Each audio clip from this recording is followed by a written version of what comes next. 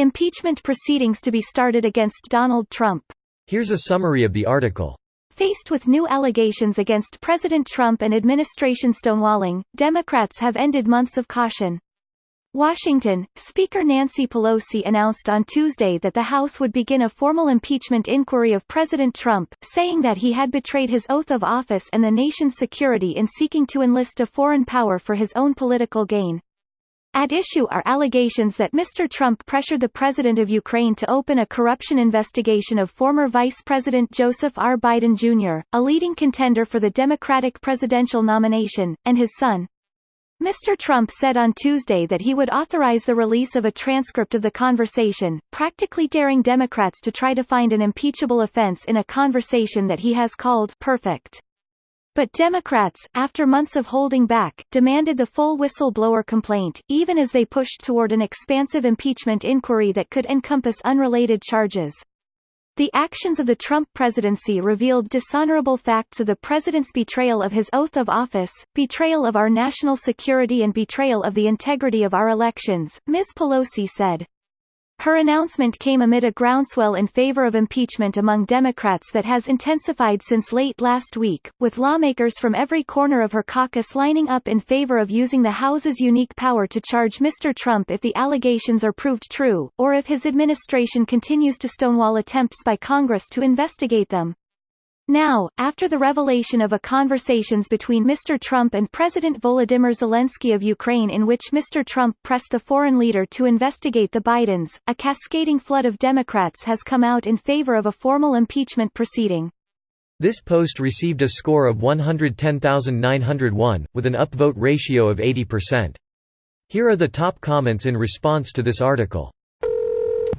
For anyone who is curious, it is not legal for the president to withhold classified intelligence from Congress. There's some gray area, but the short version is there is a gang of 8 in Congress who unequivocally have access to any and all classified information which they want, full stop, and the president cannot stop them.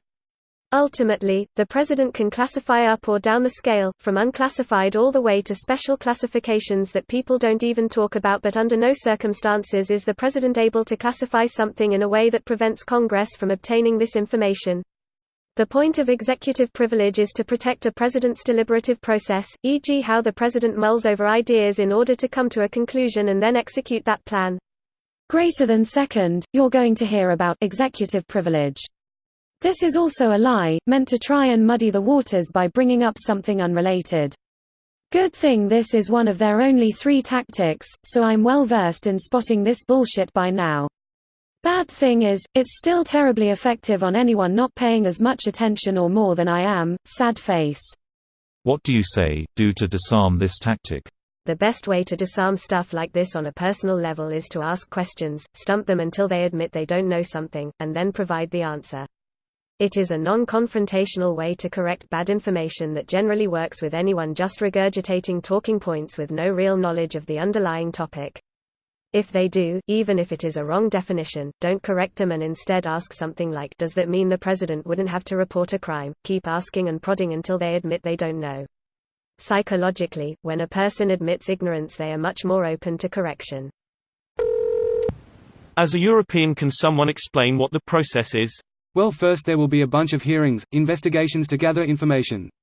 Then the House of Representatives will vote on whether to impeach the president. If he is impeached, then the Senate will vote whether to convict the president, remove him from office. Not gonna happen.